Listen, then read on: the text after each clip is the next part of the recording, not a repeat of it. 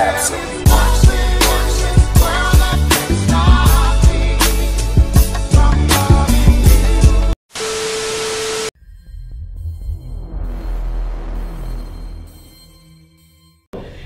I know you said perseverance helped keep you guys motivated and going through the years. Has there been anything that just said, you know what, show over, I quit, I'm done, it's over with, I don't want to do this no more, I'm good?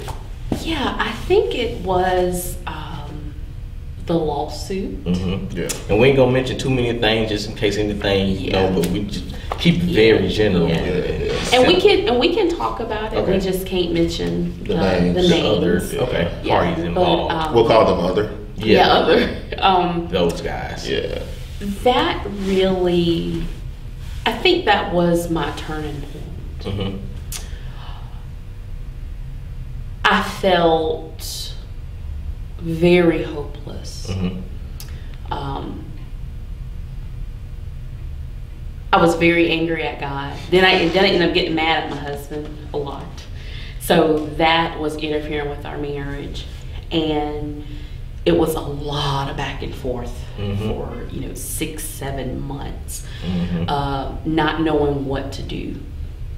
Trying to fight for artistry. That's what I was fighting for. I wasn't fighting for what we do. I'm fighting for artistry as a whole. And I don't think a lot of people truly understood what was going on. And I don't think they're supposed to understand, because that was something, not Tony, I had to go through. And what I learned once everything was settled, what I learned is, don't look at your business as a local business. It has to be a global business, because the original name was something that my girlfriend came up with when we were seniors in high school. Oh, wow. That was the original radio name. And, we want to go for a federal trademark, and then this big organization says, you can't use that name. And me, why? It's just the name. Yeah, explain it, make it make sense. It's an entertainment, it's a stage name. So in my mind, I'm not doing anything wrong, but on the back end, I'm doing a lot wrong. You're not entitled to that. And I found out, be creative, make it original, make it authentic. And I think once we changed to Sophia D, doors just started opening. And I think it was that name I had was just holding us back. And you don't see it because you're in the middle of it. But when we changed that, when I gave I had to write a statement to give my rights up with that original name. And that hurt. I cried on talking to an attorney for 30 minutes, just crying and sobbing. I was just like, I don't want to do it. I've had this name for 16. She said, honey, either give it up or this is what's going to happen. And when we switched over to Sophia D, I didn't like the name at first. It's like, yeah, because like you said, you've been with someone for 16 years. It's different. It's equivalent of having a marriage with somebody, and then you just got somebody new just thrown on you, like, hey, this is your new person. Like, nah, this ain't my person. I have this person for 16 years, and it feels weird. It's not the same thing. And I think I had to go through that process. I really think I had to go through it for the community, because there's so many of us that are doing things independently. And now I can teach and say, before you do this, you need to do this, this, and this. You need to do this, this, and this, because I don't want anybody that's connected to us, I don't want them to go through what I went through. Speaking of that, I'm gonna talk to y'all camera just to make sure I got all my ducks. Just to make sure. So I'm gonna be real. I might not be so amicable if somebody try to take my name. We might have some issues. Because the thing is, with the lawsuit, they were suing me, not the business. That's the difference. See, this is the stuff that, and the thing is, when you come from a family where they're not quite business inclined, that's where the curse hits you. It's like, okay, you just don't know. You don't know. And if you don't know, you have to go through these hard mistakes But the thing is, I owned up to it. I said, first of all, I didn't know. Now I know. I will do whatever it is I need to do to get through this. And that's why I said it taught me a lot as a businesswoman, just a woman in general, a wife. It taught me how to fight. It taught me how to not be scared, and it almost taught me how to be like Joshua in the Bible, but more aggressive about it. So it's almost like, if you come for me, no, I'm gonna let you have your moment, but know what's about to happen afterwards. Because now that we are federally trademarked, you can't touch this. And not in an arrogant way, but we're good. So that was the turning point, but then that was our winning moment. And I think you know, we don't just go through things just to go through them. You know, we've been able to use this to empower other people, to educate other people. And one of the things that I tell people right out the gate when we discuss the lawsuit and everything with them is, man, be careful what you name yourself. I think a lot of times when God gives us visions, sometimes we just think on a local level. One day your business is gonna reach beyond South Carolina, and you have to think beyond South Carolina to begin with. So when we had the original name, you know, there was nobody else in this area that had the name. We just thought about it. But when you go for your federal trademark, you're gonna be in competition with people across the United States. So that's what I tell everybody, man, when you're coming up with your business name, make it so unique that it doesn't conflict with anybody else. Because the slightest conflict could cause your federal trademark to be rejected. And then of course that's gonna run into issues with you trying to have your business license and everything like that, because your name is your name. You know, so be very careful what you name yourself. So that's my tip. And that also taught me how to be a better representation of our business. So it's not just Georgia every day, it's also Sophia D. All day, every day. Because even at my job, you know, some people call me and say, you know, can I ask you a question? Are you willing to do this? And I never publicly talk about what we do at work. It's just some people just know me and they know what we do. And I want to be a representation 24 hours a day. Even if I don't feel good, or, you know, or maybe I'm sick, I still want you to know I may not be 100%, but you're going to get my full undivided attention.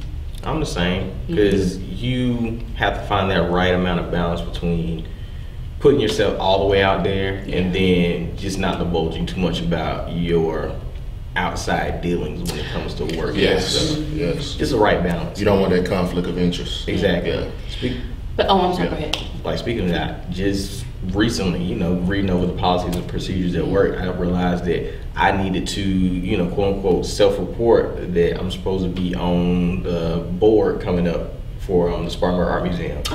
Just like I have to, you know, to type a little song, send that out just so they know and there's no conflict of interest. And it's like, you don't think about those things when you're getting a job or when you're, you know, being a part of something. So this is good, man. Good dialogue. We out here, dog. I appreciate y'all for having me. Atom Black Radio. This is my first. This is actually my first interview being on camera. Like, I've interviewed people before, like behind camera. You know, they have some questions. You know, ask me something, man. I'm like, okay, cool, whatever. This is my first time being on camera, so you know, I feel good about like Atom Black Radio blowing up. So put that out there. I'm out here.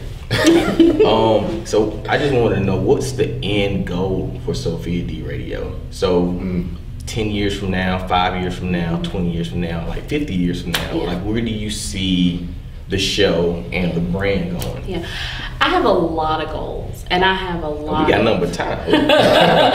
Let's listen. And I have a lot of stupid, dumb goals that people say that are dumb and stupid, and to me they're not dumb and stupid. My ultimate goal, I really would like a radio show that I can fund and sponsor back at our stomping grounds in college.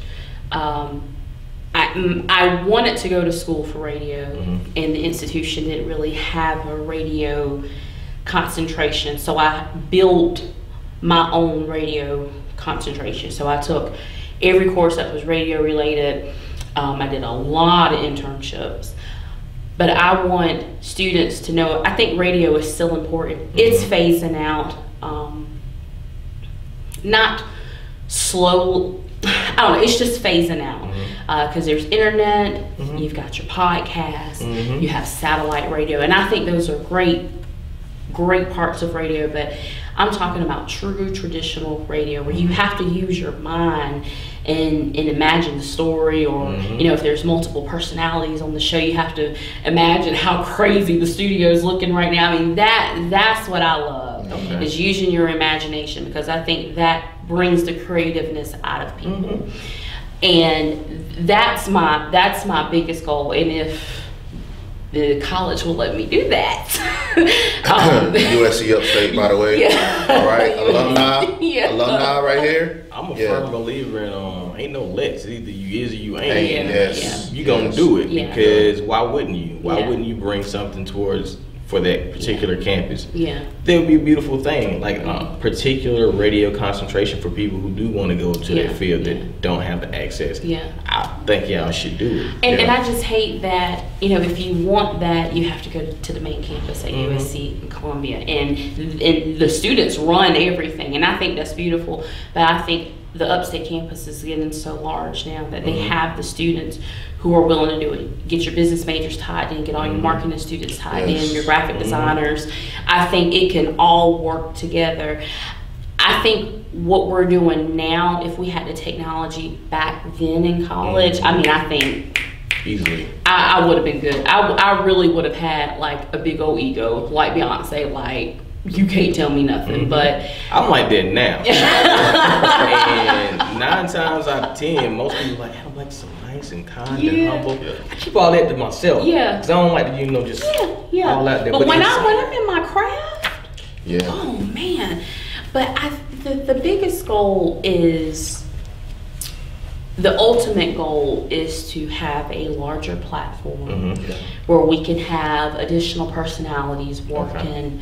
Because I want to see them shine. I actually have a podcast that I want to start. It's in the works. Podcast, big platform, co-host. I don't know if you want to do co-host.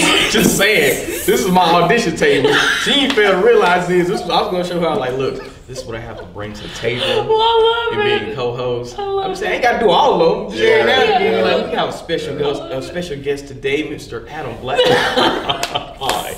I'm just saying, you just said co-host. I'm interviewing now. Sounds like I got the job. But I think that's a great segue, because I think for me, of course, it's Sophia D, but it's also TS Creations on the photography and videography side, and also you have Sophia D. She's a better photographer than I am right now. I switched over to the video side. I let her shine when it comes to that. Awesome. But I think also, let's building a network. I think one of the biggest things is, when we have people that come to us for something we don't do just yet, we're quick to say, okay, that's not our area as of right now, but there's a gentleman that we know by the name of Atom Black. That's me. You know, so I think building a network of just resources, I think that's the biggest thing that I want to see us also get to in the next few years, that it's not just us that's doing this, it's a whole community of creatives. And I think a lot of times creatives don't want to create with each other. And I think that's the dynamic that we need to change, because we're all in it for one main purpose, and that's to make other people's lives better with whatever resources they need. So if we're able to pull our resources together and build a network that helps people in this community and beyond, that's the biggest thing to me, man. It's building that network of people. That's beautiful, because I'm a firm believer of community, and as a culture, we got to kind of get back to building the community. We do. And make sure we reach out to people and help people. So if I got an issue, I'm like, well, Tony, I don't necessarily know how to do this. Can you help me with this? Or if you don't know anything about something, you can say, hey, bro, can you help me out with this? And kind of get that information, because I know when I started, I got information from Lee Smith. He gave it freely. There was no confrontation, there's no conflict, there wasn't any like cold shoulder or like you just gotta learn on your own. Because I've heard situations of people having to go through and learn things on their own just because nobody was willing to teach them when they first started.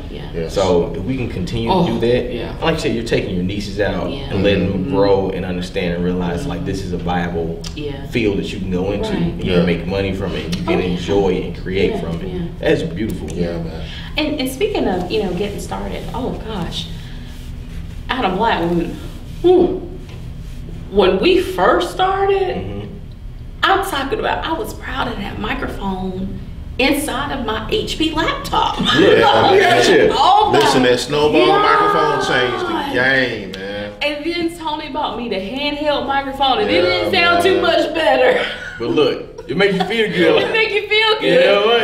That's crazy. That's crazy to think back about that, man. For real. And we were using Movie Maker, and then I would type everything. I mean, it didn't have like a picture slideshow. I mean, I remember where, and I think about that all the time. And I just laugh now because I'm like, you gotta grow. I remember when we first got started, we didn't have no money.